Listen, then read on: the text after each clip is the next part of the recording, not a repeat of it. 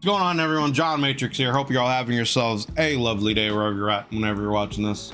We're going to be jumping into some more Warhammer Fantasy with Pancreas No Work here as we check out Nagash. Last time on our episode of Warhammer Fantasy, we checked out, I should say, Cetra the Imperishable, one of my favorite Tomb Kings.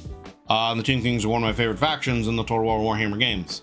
And obviously, Nagash is a big part of the Tomb King lore, and in general, just a big character in the Warhammer Fantasy, and seemingly now in Age of Sigmar, which I'm learning more about. So, figured let's go ahead and just follow up with Nagash. So we're going to check out Nagash, Warhammer's Biggest Jerk by Pancreas No Work. Links down below in the description, as always, to the original video without my commentary and reaction, and to Pancreas No Work's channel. So please do me the favor, if you enjoy this video of his, be sure to go over there, give it a like, and check out the content on his channel. If you enjoy it, you know, hit that sub button on his channel, man. Show the man some love, support. He makes a lot of great content for Warhammer 40k, Warhammer Fantasy, some other universes. He's got a Patreon, he's got membership stuff, so check all the stuff if you want to give him some support.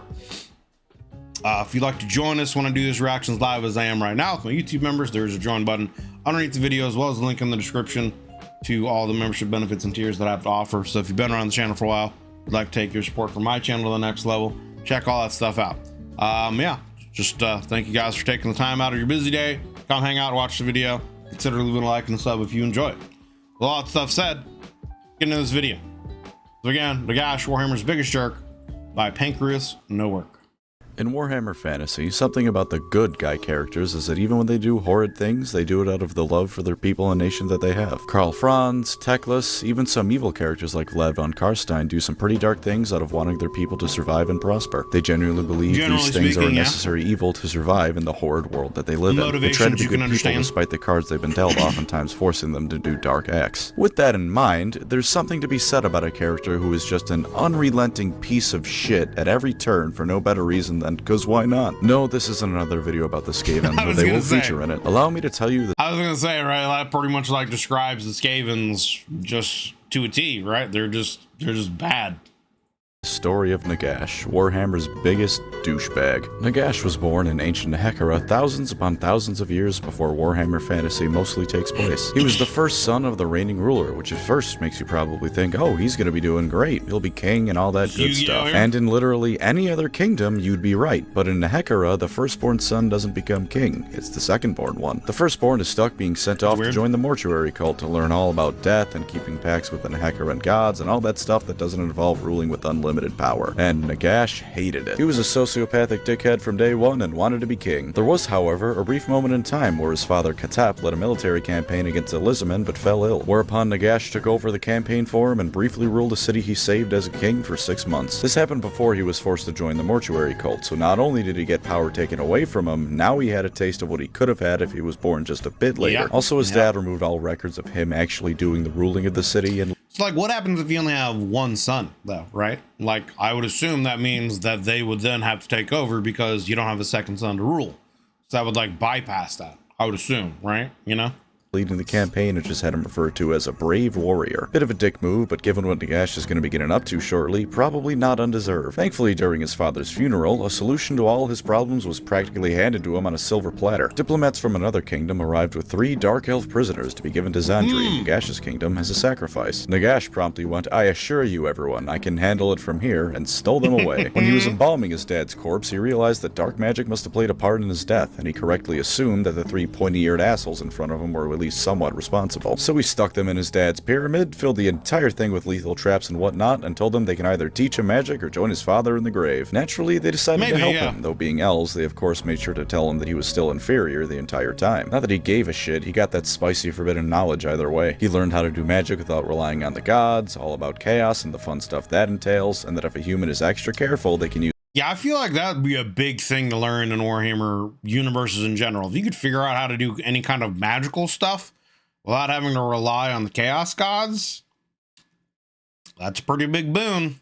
is one of the winds of magic. Of course, not all of it at once like the elves, but hey, better than nothing. Eventually, the Dark Elves, of course, managed to escape, but right as they got to the exit, they found good old Nagy waiting for them. He told them that they either had to beat him in a magical duel to escape or get back in that tomb, so help them. How and is the he elves writing? figured, we're elves, we got this. But in fact, they did not have this, and Nagash ate all of their souls. And this is where things really started to go well for Nagash, and poorly for everyone who isn't Nagash. As a quick side note, though, those 3 elves were also involved in the false flag operation that started the massive war between the High Elves and the Dwarfs. So if you ever wondered how the hell all of the horrible things of the Warhammer world managed to come to power, Dark including elves. Nagash, it's because Malekith and his Dami Mommy threw a hissy fit powerful enough to destabilize nations. Anyways, Nagash, he Good job, Malekith. You fucked it all up.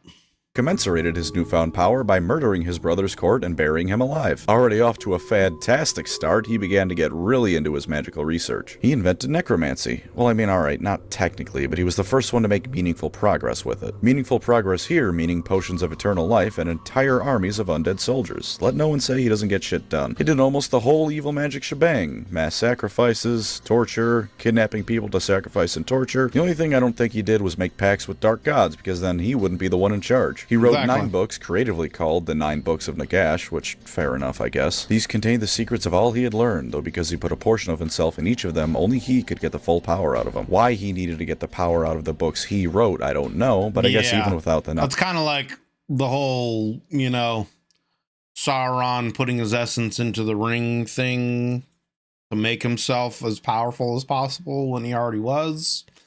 I mean, there's other reasons behind that, of course, but knowledge, they're still incredibly powerful magic artifacts, so maybe that's why. Or just because he's a dick. That's always a good reason to go for when you're talking about Nagash. Then he started his trend of building massive black pyramids, at least partially made out of warpstone. First he bankrupted Khemri building it, not only wasting I'm the sure treasury, that's but safe. thousands of lives on top of that. Then he I'm sure that's safe. It's like, hey, let's start making skyscrapers out of, you know, uranium or plutonium or something. I'm sure that would be fine. He figured that if he was going to build this, he might as well full send it, and did pretty much the same thing to all of Nehekara. Eventually, no one could stomach him turning their once mighty nation into a continent-sized decaying remnant of what once was, so basically the city of Chicago scaled up, so they all rebelled. Nagash responded by raising a massive army of the dead, and then killing his wife, who for the record was his brother's wife before he murdered his brother. He was also abusive and probably sexually assaulted her, because at this point there were only so many ways to make him even more of a shitbag, the writers probably just felt obliged to cross that off the list. Despite all this, he assumed no one was actually going to challenge him once he rose to power. Surely no one was dumb enough to do that. He was very wrong, and the armies of 7 Tomb Kings cast him out of power and murdered all of his lieutenants. Turns out a 7-nation army could hold him back. Who knew? Of course he slipped away like the weasel he is, and they couldn't destroy his pyramid, but hey, he's gone. Sure, the land's in crippling debt, famine, the gods are pretty much gone because Nagash killing his wife broke an ancient pact, and barbarians from everywhere else are raiding across the land willy-nilly. But hey, at least the big bad was defeated once and for all. It turns out the big bad wasn't defeated once and for all. Nagash wandered in the desert for a little while, kinda like Moses but evil. At one point he died, but he decided that dying was cringe, so he just possessed his body and kept on walking. He saw some Skaven. I like how, yeah, Nagash is the Moses of the Tomb Kings, but just bad. Okay. Murdered some Skaven, and then took a bite out of the warpstone they had on him. Instantly, 2 things happened from this. 1, it was like he ate a senzu bean and recovered a pretty sizable portion of his power, and 2, his senses got all screwed up like that one scene from Gravity Falls where the guy has an eyeball for a mouth and he just kinda watered the desert aimlessly for over a century. To fast track things a little bit, after that little oopsie, he found a human tribe living on a mountain. He saw how they were mining warpstone, took it over, and then turned it into a magical fortress called, seriously? Nagashazar. Because of course that's what he called it. He fought some Skaven to a standstill, made a truce with them which neither side expected to last for more than 5 minutes, then made not only his evil armor, but his crown of sorcery. The armor is whatever, you know, it's just standard evil bad guy armor, but the crown is important, and it'll show up later. By this point, vampires started bothering him, because someone else found his formula for eternal life, but couldn't get the recipe quite right. The first time someone tried to contact him, he magically strangled them from a continent away. But eventually he figured these super powerful undead might make for some good minions, and recruited them to his cause. He also may have been guiding them the whole time, but either way, he's got his new lieutenants and decided that he'd take another crack at Nehekara, and so he did.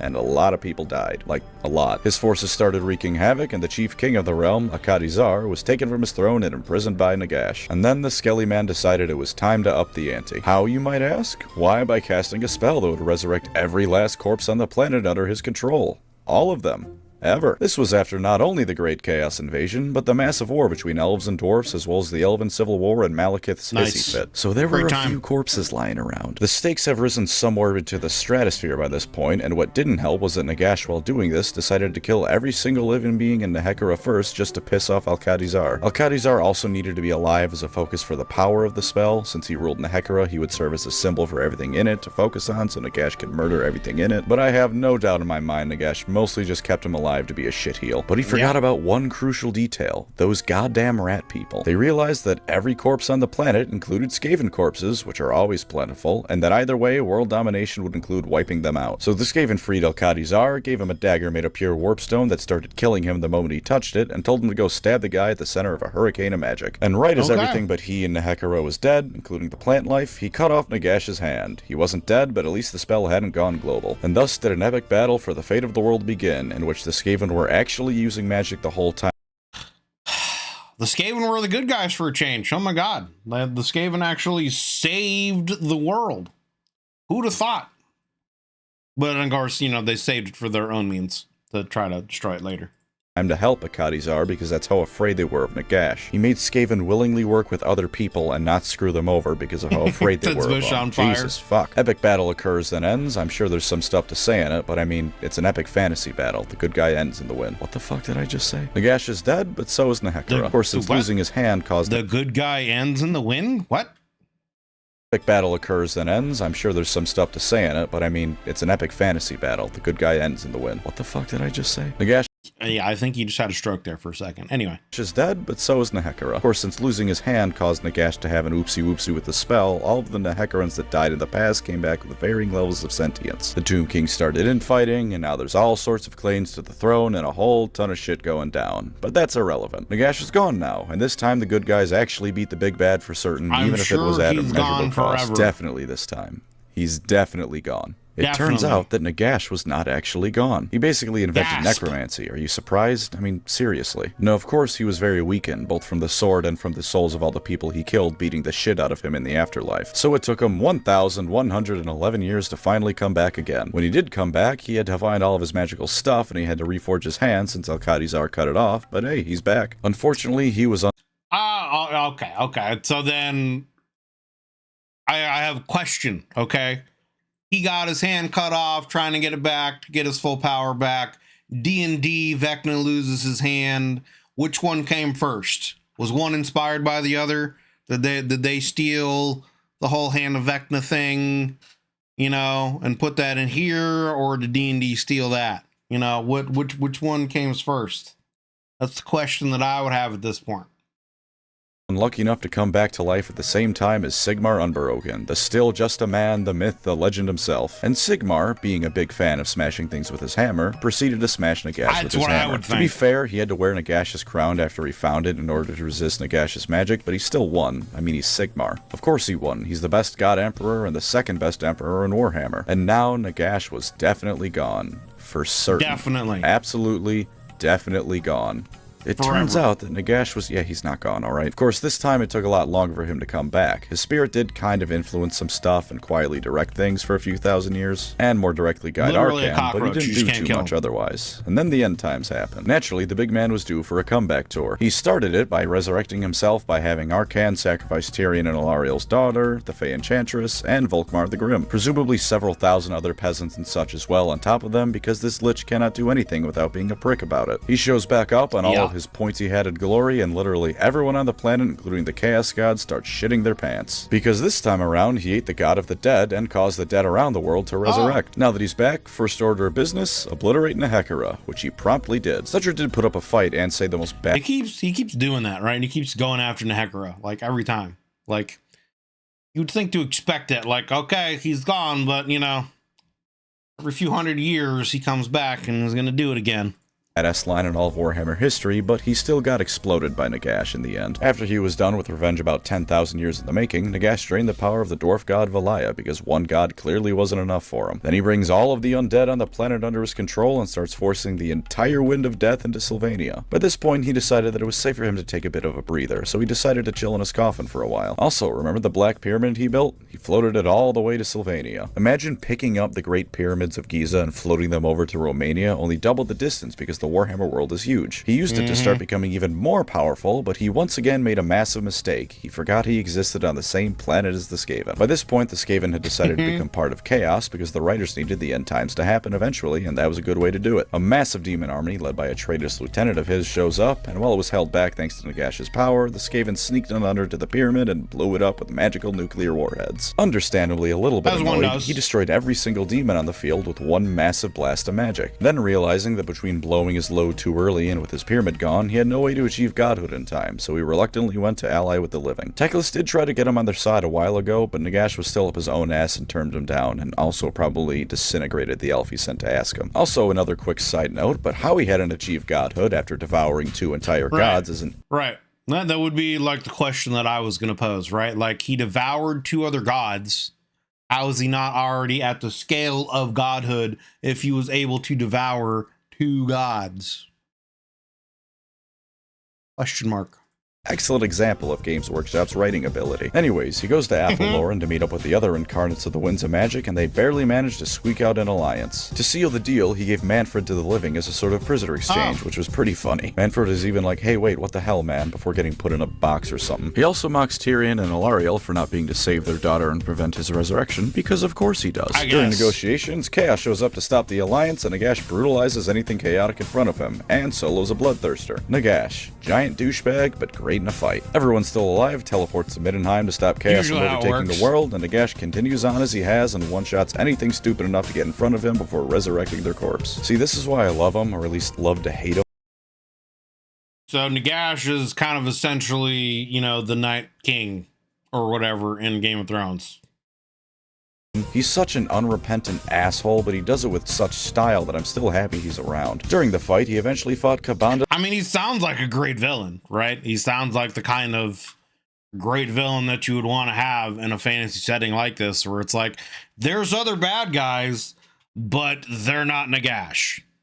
The Bloodthirster, which required a bit more effort out of him. First he had to choke him out like a bitch before erasing him from the world. As the climax of the battle is coming up, they go to stop the Chaos Rift from overtaking the world, and then Manfred decided that now is the time to betray everyone and stabs Gelt in the back. Tyrion stabs Manfred in the back in return, but it's too late. As the world is overtaken by chaos, Nagash loses all of his magic and is last seen crumbling the dust while panicking.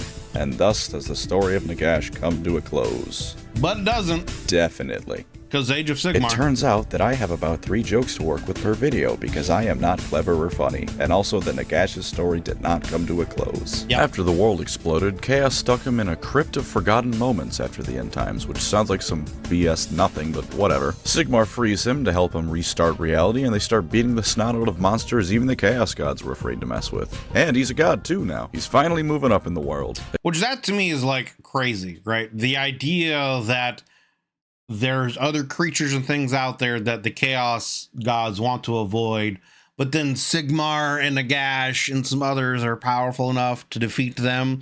So then, like, what's stopping them from just attacking the Chaos Gods directly and, you know, sealing them away in their own little small little pocket in the warp where they can't bother anyone? You know what I mean? I don't know.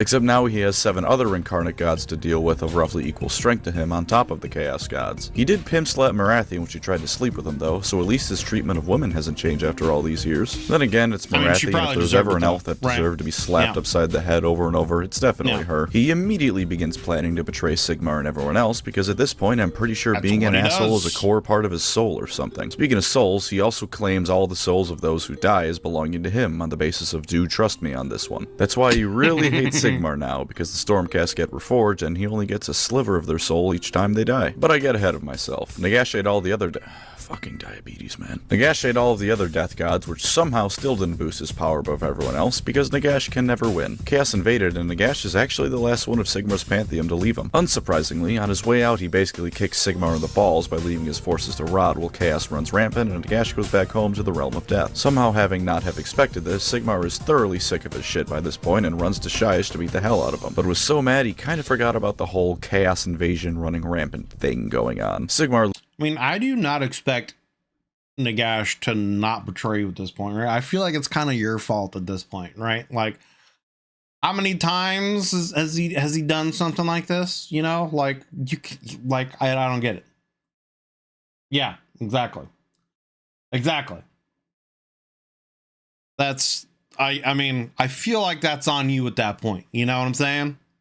Loses the battle because Archaon tricked him and made him get rid of Gal Maraz, and everything goes super grim and dark and looks like Games Workshop is going to end Time's AOS before it even begins. Nagash tries to solo Archaon, gets his shit pushed in, and then goes to pout in a corner and wait for someone else to handle chaos, because that's a good idea. Let the people who grow stronger through rampaging violence have free reign of the universe to rampage and be violent with. I see no way this can go wrong. This is a stellar idea. Not a flaw in sight for this plan. Thankfully for Nagash though, Sigmar shows back up with his Stormcast not too long after all this. Of course, once he's back, he doesn't team up with Sigmar, this time because he thinks he can handle chaos on his own after he had some time to meditate and gain power or whatever. Once again, he fights Archaon, and take a guess how the fight goes. Hazard a guess. Go on. You'll never believe it. And yeah, Nagash loses again. What a surprise. At least he didn't get his body destroyed this time, he just pussed out like a bitch. He also hates— I was gonna say, I bet he fucking dies. He's gonna have to get resurrected again in 1,000 years, but, you know, I guess he ran away.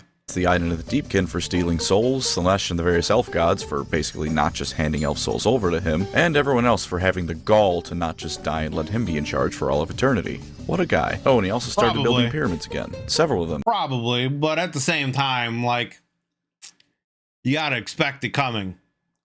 This time, so he can make a ritual to drain all magic into his realm, and he'd once again be able to kill everything everywhere. Say what you want about this sociopathic asshole, but he's very determined and certainly has a sense of showmanship. Consistent. The Chaos Gods themselves even popped by to watch all this go down, and at first it was going pretty well. And then the pyramids all blew up. Oh boy, I wonder what race of people could have done that. Yeah, he also doesn't learn from his mistakes, like, ever. At first he was laughing at the Chaos Gods, saying he'd overtake them, then they laughed at him for being so stupid to let the exact same thing as before happen to him, only this time scaled up, and then he started laughing again because he still considered it a success. Turns out the ritual failing still made a magical black hole that drained magic towards its center that he could kind of go into for a bit and absorb power. Also, it caused the awesomely named Necroquake, which enveloped all of reality and death magic and started making spooky ghosts. That is quite the term, the Necroquake. Okay. Pop up all over the place. He also unveiled the Ossiarch Bone Reapers, which are the undead space marines to say— Dude, I'm not gonna lie, a lot of these figures look dope as fuck. Like, looking, I'm assuming that's Nagash. Like, that looks dope, man. I wish I had enough money to be able to afford to buy a lot of the stuff, because, like, all the stuff just looks sick.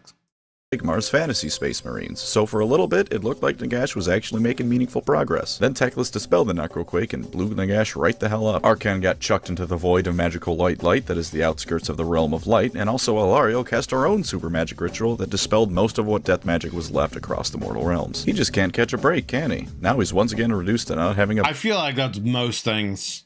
I feel like most things are a pain to paint, but if you can do it and are good at it, they will look really good. Body and has less control over his minions than ever before. And thus have we finally reached the end of the story of Nagash, the great necromancer. Definitely. For real this time. Yeah. Certainly. Absolutely. At least until he knits his body back together. What? I just called him the Great Necromancer. You gotta stop following for this guy. Anyway, there's his story, but why don't we end off with some rules and such? A sort of mini do or don't, yeah? Lore-wise, take Nagash if you want to have the end-all be-all boss of your faction on the tabletop, and if you want someone who's just straight up an evil dickhead, then there's no better choice for you. Plus, he's undead, and the undead in Warhammer are awesome. No sparkling vampire BS here, just fangs, evil magic, and a whirlwind of violence. Imagine putting Ainz from Overlord on the table, only not pathetic in all ways but his power level. Nagash hams it up at every moment, and if you want a villain that steals the show because of how unnecessary— making him a bad version of Ainz Gon.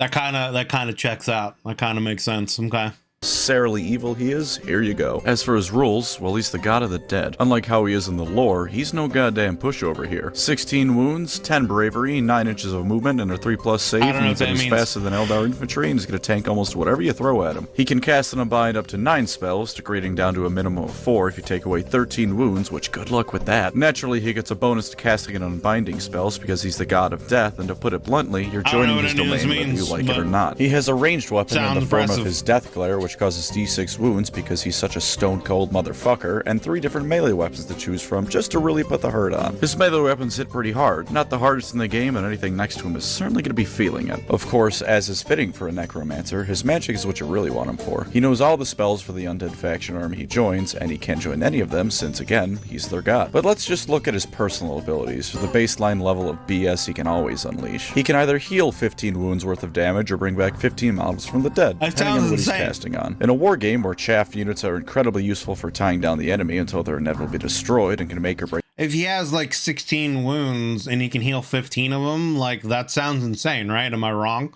I mean, again, I don't know the rules and exactly what that means. I'm assuming wounds is the equivalent of like health points, right? So if he's got 16 health points, he can heal 15 of them a turn if he wants to. That sounds incredible. Like what? Well, Warhammer Tabletop scares me.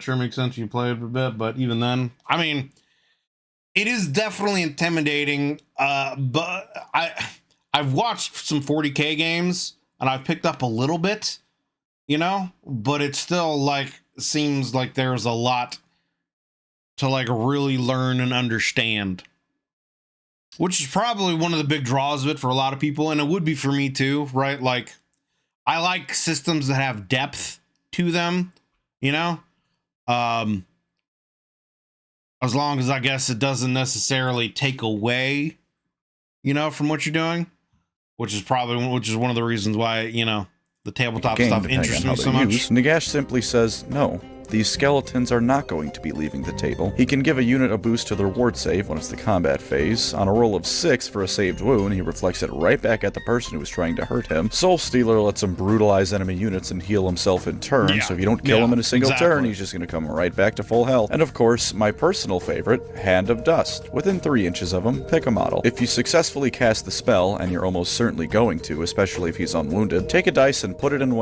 Hand of Dust. Can't Vecna's Hand cast Disintegrate? Isn't that one of the things that you get if you have Vecna's Hand and you attach it to yourself in D&D? Doesn't that like come with the Disintegrate spell or something like that?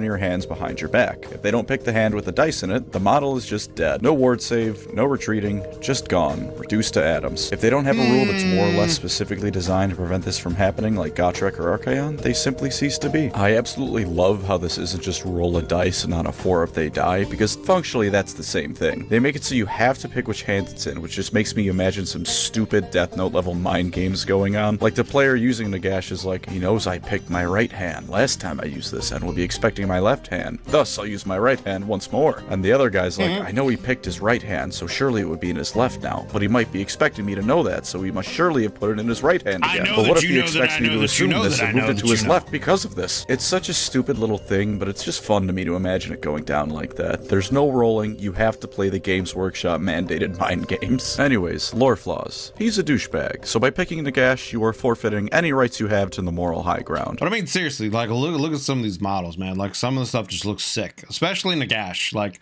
that just looks dope. That looks like a dope ass necromancer model right there, man. You know, with the staff and everything. This looks dope. Yes, even if your opponent is the Skaven or Chaos, all that does is make everyone equally an asshole. Of course, that has its own appeal, but if you aren't looking for the absolute bottom of the ethical barrel, then don't go for Nagash. Also, as you may have noticed, Nagash loses a lot in his lore. True, a lot of this is because he's the god of the dead, and therefore just resurrects himself later, but it still makes him look like a bit of a punk. So while the numberless horde of undead angle has your back, well, the other thing, right, like, he's one of those villains that sounds like if he wins, everything else just is done. So, like, you can't let him win unless you're going to make some kind of massive world-changing lore event happen, you know, like Age of Sigmar, essentially, or the End Times, you know, and transition to something else. So it's kind of like he has to always lose in some way, right? Because he's kind of the big bad of the setting. The leader of that numberless horde gets his nose bloodied a lot more often than not. I guess he doesn't lose as often as the Skaven do, but it's funny and destructive when they lose, whereas it's just kind of pathetic whenever Nagash loses once again. As for rules, there are still some flaws he has despite what he's got going for him. That degrading stat line means he gets worse as time goes on, and if you aren't careful, that just means that you might throw him into a situation without realizing he's no longer prepared for it. Soul Stealer can help mitigate this, but you still shouldn't put him into a melee fight with Gotrek or Archaon. Not that I should have to tell you to avoid getting into a melee fight with Gotrek, that's It's like telling someone don't stare at the sun for too long. And while his wounds and save do make him tanky, cannons are gonna grind him into bone meal. Artillery of any sort is the bane of his existence because they reduce his save and make it so that his wounds almost don't matter. Because with enough D6 damaging shots, it's not gonna matter if he makes 1 or 2 of those saves. Additionally, certain casters are gonna make him look almost useless, namely Techless. If your opponent is running Techless, just forfeit. While Techless can only cast half as many spells, he has a guaranteed casting value of 10 minimum, so whatever he's shooting is going off. This is on top of Techless being able to auto-unbind 1 spell per turn and make it just not happen. True, if Nagash gets into melee range of any caster, he's gonna send them straight to Shyish, Techless included, but if he can't, the upper tier ones are gonna make him look a bit silly. And given that there's decent odds there'll be an entire battle line between Nagash and the enemy Magic Man, well, he also doesn't really buff his army, so you're bringing Nagash for Nagash and not to help. Like, what are these? Like, that's looks sick. These like bone demon things. I'm assuming these are like undead bloodthirsters or something. These look sick. I want them. I want them. What are these? I want everything. Out of the units, healing aside. Lastly, his price. 955 points means that if you aren't playing a large-scale game, he's just not showing up. Like, at least Big Turtle could show up in a game under 1500 points and feasibly not tank the army to uselessness, but Nagash will do just that. And even in larger point games, you are paying out the ass for him. He's almost certainly going to make up half, if not more, of your points allowance, so if you use him, you really need to know how to make the most out of the guy. And with that, I am finally, for real, done talking about Nagash, Warhammer's biggest douchebag. There's a whole list of things he's done solely to be a prick, but I'm not going to list all of them. If you want though, go to 1d4chan. At the bottom of his page is a list of the various things he's done for no reason beyond being petty and evil. It's a long list. As always, thank you to my wonderful channel members. You are the books of Nagash to my Nagash, allowing me to continue Nagashing for the times to Nagash. That's so sweet. You're the books. You're my books of Nagash to my Nagash. That's so sweet of him to say. What a nice guy. But anyway, yes. That was Nagash, Warhammer's biggest jerk, by Pancreas No Work. Links down below in the description, as always, to the original video without my commentary and reaction, and to Pancreas No Work's channel. So please do me the favor, if you enjoy this video of his, be sure to go over to his channel, hit that like button on this video, check out all the content he's got on there. He's got a lot of great stuff for Warhammer Fantasy, 40k, etc. And you know, if you enjoy his content, hit that sub button, show the man some love and support, check out his Patreon, his membership benefits, all that stuff. So I mean, yeah. It sounds like, you know, from this video, Nagash is basically kind of like the overall big bad of the Warhammer Fantasy setting. And I mean, like, again, he loses a lot, but it feels like it's a situation where he can't really win, because if he does win, it's going to cause some kind of massive, you know, world lore altering scenario where like literally the world is just all undead now and he rules everything, and you know, it would like cause a new shift into some kind of other new age, you know. And the fact that Sigmar, like, to me that sounds strange, right? Sigmar feels like he would be smart enough and a proper enough general to like realize you can't trust Nagash, but I don't know, it could just be like what you're saying, Michael, where it would just happen in the specific situation that he didn't expect to happen in right then and there. You know, maybe he thought it would happen at a different time or something. I don't know, but it feels like that is a little, I don't know, out of character, but what do I know? I haven't read the, you know, the whole story, and I'm still just learning about the Age of Sigmar. But it does sound crazy in some of the stuff they're talking about, where it's like he's eaten the souls of several gods, but he's still not on the level of a god. But he and Sigmar are also fighting creatures that the Chaos Gods don't want to mess with, but they're able to mess with and beat them. But the Chaos Gods are still more powerful or something. I don't know. Even Archeon, who's not a Chaos God, who's just the Ever-Chosen, is powerful enough to defeat Nagash. I don't know. I guess it just goes to the Games Workshop writing. But I mean, he sounds like a great big bad. And again, like I'd said, you know, the whole his hand is an artifact thing, very reminiscent of Vecna and D&D, and you know, which one came first? Did one inspire the other, or is it just a coincidence? that they happen to do the same thing, and even his hand has a kind of disintegrate thing like Vecna's hand does. So I would assume that that whole thing from Nagash was inspired by D&D, but I just find stuff like that interesting. So I mean, yeah, he sounds like a great villain to have in a setting, but it also sounds like it's come to be expected that no matter what he does, he's gonna fail at it. So I wonder if that means at some point in time, Games Workshop is gonna write some kind of major event where he does win that really shifts the world in a different direction. And I guess maybe that could be something that could happen in Age of Sigmar, right? Like, because from what I understand, right, Cetra and the Tomb Kings aren't a thing yet in Age of Sigmar. So maybe something happens with Nagash where he actually does succeed and does what he wants to do. And then maybe that resurrects the Tomb Kings. And that's how Cetra comes back to kind of fight and, you know, take Nagash down a peg. And maybe he, you know, Cetra allies with Sigmar and yada yada. I don't know. That could be an interesting little twist to see what happens. But yeah, sounds like a great overall villain to have. So yeah, that was Nagash, Warhammer's Biggest Jerk by Pancreas Network. Like I said, links down below. Check out his stuff. So yeah, thanks for watching, guys. Hope you enjoyed the video as much as I did. If you enjoyed, you know, the video here with my commentary and reaction, consider leaving a like and a sub, as it helps me and the channel grow. There is a join button underneath the video, as well as a link in the description to the YouTube membership benefits and tiers that I have to offer. So, you know, if you want to check those out, if you've been around the channel for a while, decide you want to take your support from my channel to the next level, you can check all that out. You can get access to, you know, come join us when I do these reactions live. There's some Discord channels, which if you do become a member, I would highly recommend that, you know, you join Discord, as that is where you know when I'll be going live. You can come join us when we do these reactions, and, you know, access to other discussions that, you know, I have with just the members, etc. But yeah, thank you guys for watching. Greatly appreciate it if you're watching here till the very end. It means a lot. Greatly appreciate you taking the time out of your busy day and schedule to watch the video. Thank you guys very much. Hope you're having yourselves a wonderful day. See you on the next one.